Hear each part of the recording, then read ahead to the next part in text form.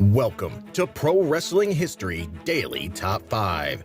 I'm your host, the eclectic gentleman, Stephen Watts, and join me as I count down the top 5 moments for this day in pro wrestling history. But before we get started, don't forget to like, share, and subscribe. And without further ado, let's get our wrestling history on. Number 5, 1995. DDP defeats the Renegade with a diamond cutter and help from Max Muscle to win the WCW television title. Number 4, 1966. Betty Boucher defeats Fabulous Moolah in Seattle, Washington to win the NWA World's Women's Championship, ending Moolah's first reign as champion. Number 3, 1986.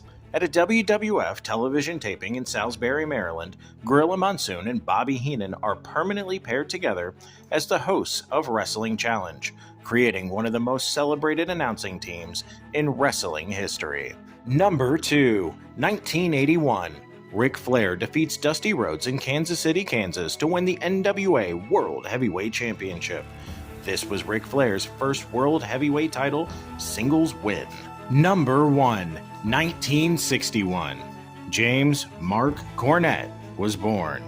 Better known by his ring name Jim Cornette, he is an author, podcaster, professional wrestling agent, booker, color commentator, manager, promoter, trainer, and occasionally a professional wrestler.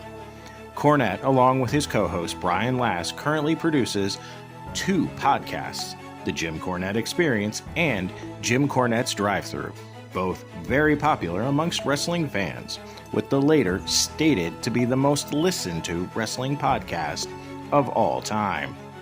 Cornette is considered to be one of the greatest managers in wrestling history due to his oratory skills.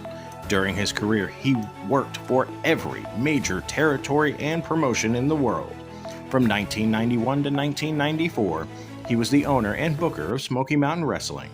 From 1999 to 2005, he was the co-owner, head booker, and head trainer for Ohio Valley Wrestling.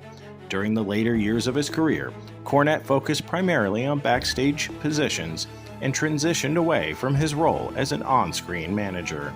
And that's our list. Make sure to comment below what you feel was the number 1 moment for this day in pro wrestling history.